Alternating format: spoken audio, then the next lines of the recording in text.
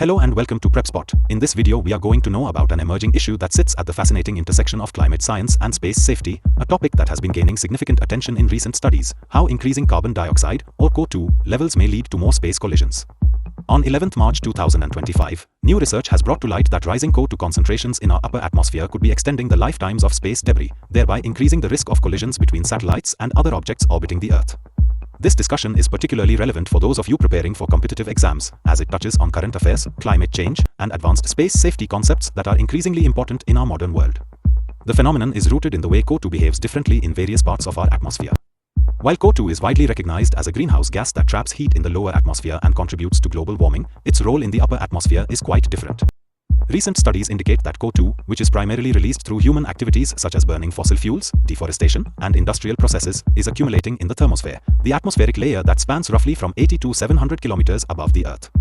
In this region, CO2 acts as an efficient radiator of heat. It emits infrared radiation, which escapes into space, causing the thermosphere to cool and contract. This cooling effect results in a significant reduction in atmospheric density at altitudes where many satellites and space debris reside. What does this mean for our space operations? Essentially, with a thinner, less dense thermosphere, the natural atmospheric drag that usually slows down and eventually pulls objects out of orbit is considerably reduced.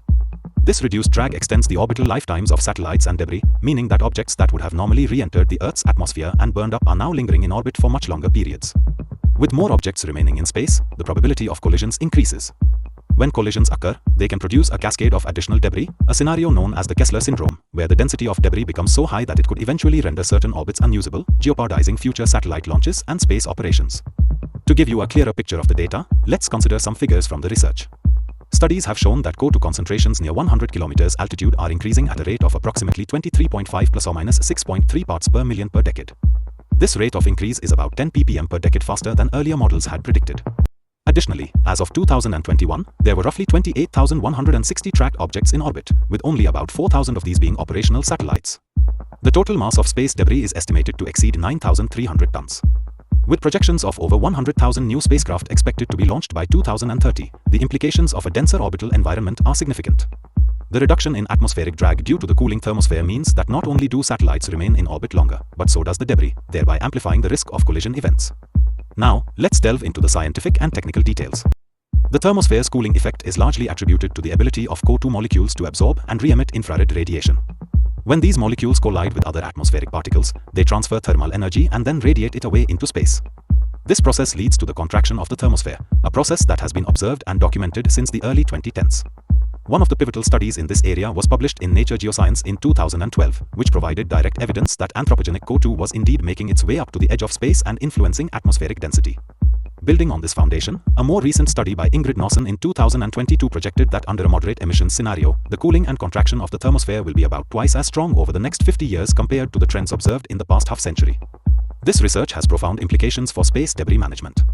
With the extension of orbital lifetimes, the collision risk increases exponentially. In fact, estimates suggest that if the number of objects in orbit were to double, the risk of collision could increase by as much as 4 times. The potential for a cascading chain reaction, where one collision triggers another, is a serious concern for both national space agencies and commercial space operators. The phenomenon underscores the urgent need for international cooperation and enhanced debris mitigation strategies. Organizations such as the Interagency Space Debris Coordination Committee (IADC) have long advocated for comprehensive measures to manage space debris, including guidelines on post-mission disposal and active debris removal. However, the link between CO2 emissions and reduced atmospheric drag adds an unexpected dimension to these efforts, one that connects terrestrial climate policy directly to space safety. From a broader perspective, this issue illustrates how interconnected our global systems truly are. The environmental impacts of our energy consumption and industrial activities are not confined to the Earth's surface. They extend upward into space, influencing the behavior of the upper atmosphere and, by extension, the dynamics of our orbital environment. As CO2 levels continue to rise, largely due to the ongoing combustion of fossil fuels, the challenges of maintaining a sustainable space environment become even more complex. This convergence of climate science and space safety is a vivid reminder that actions taken on Earth have far-reaching consequences beyond our immediate surroundings. It is also important to note the role of international research and monitoring in addressing these challenges. Key figures in this field, such as John Emmert from the Naval Research Laboratory and Ingrid Nossen from the British Antarctic Survey, have contributed significantly to our understanding of how CO2 influences atmospheric density and, consequently, space debris dynamics. Their work, supported by advanced atmospheric models and global satellite data, provides the scientific basis for policies that could mitigate the risks associated with increased space collisions. For those preparing for competitive exams, these details are crucial as they underscore the importance of interdisciplinary knowledge that spans environmental science, aerospace engineering, and international policy. In practical terms, the potential increase in space collisions poses several challenges.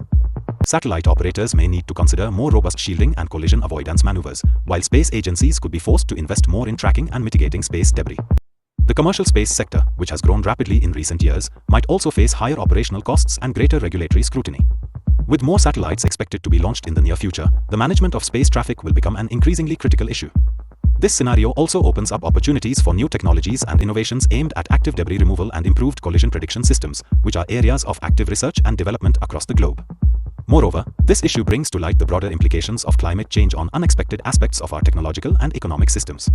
While much of the public discourse on climate change focuses on its impact on weather patterns, sea levels, and agricultural productivity, the influence of rising CO2 levels on space operations is a relatively novel and underappreciated facet of the problem. It reinforces the idea that environmental policies need to be holistic, taking into account not only terrestrial but also extraterrestrial impacts. As such, discussions around reducing CO2 emissions should include considerations of space safety, highlighting the need for integrated strategies that address both climate change and the sustainability of our space activities. In summary, the growing body of research suggesting that increasing CO2 levels in the upper atmosphere could lead to more space collisions is a wake-up call for all stakeholders involved in space operations, climate policy, and international cooperation. This phenomenon, driven by the cooling and contraction of the thermosphere, has the potential to extend the lifetimes of space debris, thereby increasing the likelihood of collisions and the cascading effects of the Kessler syndrome. As we look toward the future, it is imperative that policymakers, scientists, and industry leaders work together to develop comprehensive strategies that address this multifaceted challenge. By investing in advanced monitoring technologies, reinforcing debris mitigation protocols, and, most importantly, reducing our CO2 emissions through sustainable practices, we can help safeguard the long-term viability of our orbital environment. Answer this question in comments. The correct answer will be given heart and pinned. Lastly, we just want to let you know that we are a newly emerging online platform for competitive exams. Creating educational explainer videos like these requires a lot of effort, money, and time.